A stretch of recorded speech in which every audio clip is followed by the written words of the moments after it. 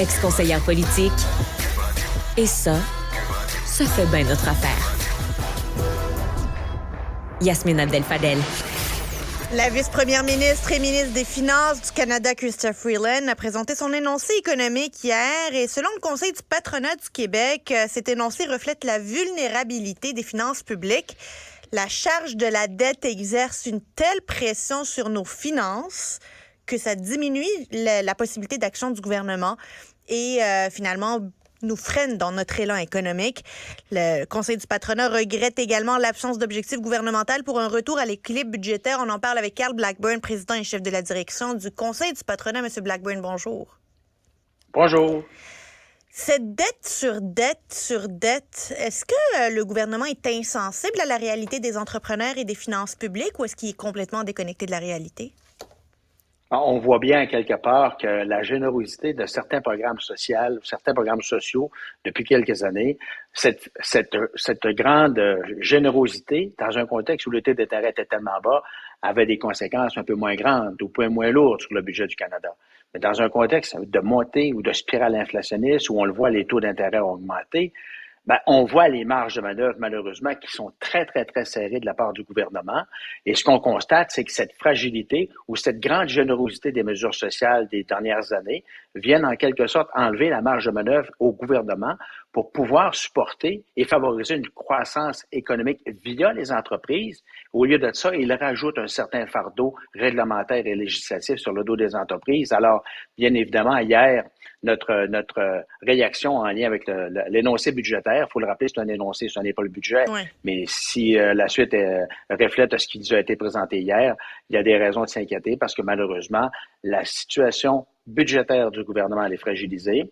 On voit bien que la réalité parlementaire dans laquelle le gouvernement du Canada se retrouve est également, je dirais en quelque sorte, prise en otage de par cette affiliation avec le NPD. Et malheureusement, ce qu'on assiste, c'est des mesures encore plus sociales, plus généreuses, pas de retour à l'équilibre budgétaire qui est prévu à moyen terme et une lourdeur sur le dos des entreprises, ce qui n'est pas une bonne nouvelle. Mais ce qu'on oublie souvent de dire dans ce genre de situation, c'est que ça a un coût, puis un coût qu'on pèle vers l'avant parce qu'il pourrait y avoir un changement de gouvernement. À quoi devrait-on s'attendre si un gouvernement, Pierre Poilievre, prend le pouvoir puis décide de passer la hache dans ces programmes-là? Est-ce qu'il y a une austérité gouvernementale qui pourrait être imposée à moyen terme?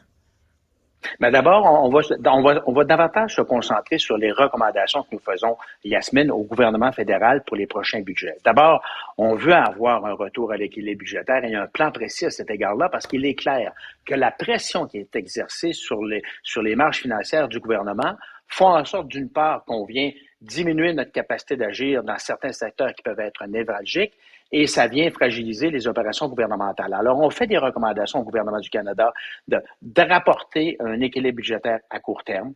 On fait bien sûr des recommandations pour favoriser un plus grand investissement de la part des entreprises dans l'innovation, dans la robotisation, pour que celles-ci puissent devenir plus productives et ainsi créer davantage de richesses. On ne veut pas avoir une lourdeur réglementaire sur le dos des entreprises. Alors ça, c'est clair. Et ça prend aussi un certain équilibre au niveau, par exemple, au niveau de l'équilibre entre le social et l'économique. On a fait une recommandation qui était très simple au gouvernement fédéral parce qu'on le voit bien dans un contexte où la formation, Yasmine, prend davantage de place ou dans les économies, dans les individus, dans les entreprises. On a dit on a une belle occasion dans un contexte où on revoit le programme de l'assurance chômage, de faire en sorte que ce programme devienne un programme de formation en continu où malheureusement des gens qui subiraient une perte d'emploi seraient sur le programme de l'assurance chômage, mais devraient s'inscrire à de la formation pour rehausser leurs compétences. Malheureusement, on n'a pas eu d'accusé de réception de la part du gouvernement sur cette proposition qui nous apparaissait fort intelligente et qui correspondait aux besoins des entreprises canadiennes et des individus et des employés canadiens.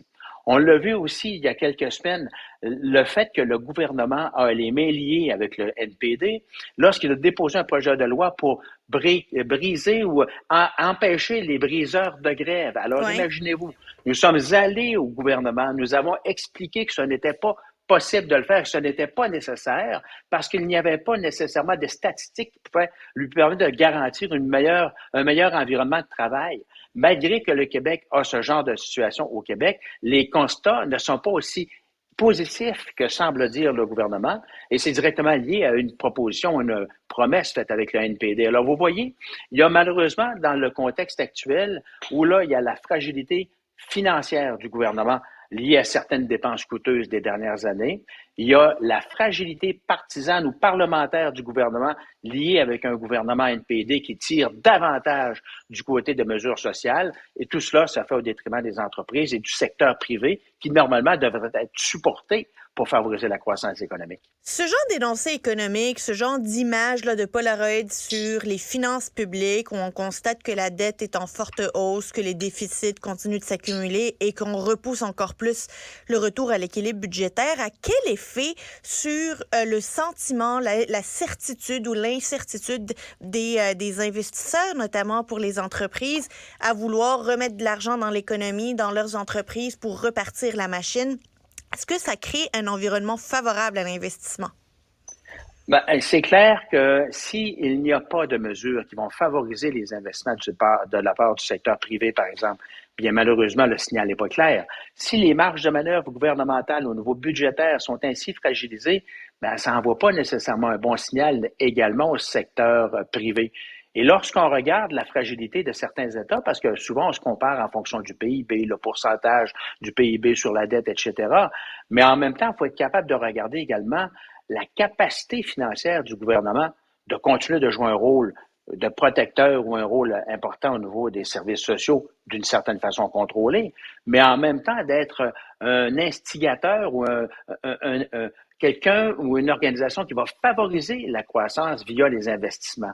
Malheureusement, cette incapacité ou cette incertitude reliée aux finances publiques vient faire en sorte que dans les prochaines années, force est de constater qu'on peut s'attendre à ce qu'il y ait des choix douloureux qui soient faits de la part des gouvernements et ainsi venir créer encore plus d'insécurité concernant la croissance économique du pays. Et ça, en soi, ce n'est pas une bonne nouvelle.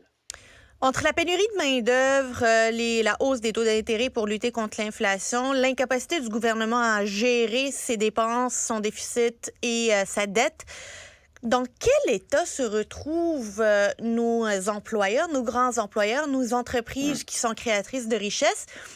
À plus forte raison lorsqu'on sait que le Canada et particulièrement le Québec sont en retard en matière de productivité, numérisation, robotisation des chaînes de montage. D'abord, on le voit bien, là, il y a énormément de pression qui est mise sur le secteur privé, mais fort heureusement, le secteur privé, je dirais, a la capacité de prendre une certaine pression. Mais vous l'avez mentionné, là, ne serait-ce que la hausse des taux d'intérêt, les chaînes d'approvisionnement qui ont été durement mal apprises, encore récemment avec le conflit sur la voie maritime et fort possiblement sur un autre conflit au port de Montréal. Alors, on le voit que les chaînes d'approvisionnement sont affectées. La spirale inflationniste dans laquelle on se retrouve a eu comme conséquence d'augmenter de façon importante les taux d'intérêt. Donc, on le voit là, il y a beaucoup d'incertitudes devant nous. Et le secteur privé, en termes d'investissement, au-delà de grands projets, par exemple, industriels ou de grands projets gouvernementaux qui sont en marche, on le voit, là, il y a un ralentissement, puis il y a un certain niveau d'attente et d'observation concernant ce qui risque de survenir dans les prochaines années ou dans les prochains mois. Alors ça, c'est clair qu'il y a beaucoup de préoccupations par rapport à cela. Vous avez parlé brièvement de la pénurie de main-d'œuvre. Il faut le rappeler, cette pénurie de main-d'œuvre n'est pas directement liée à la COVID. Elle est directement liée à la coupe démographique de notre population qui est plus vieille, entre autres au Québec qu'ailleurs au Canada.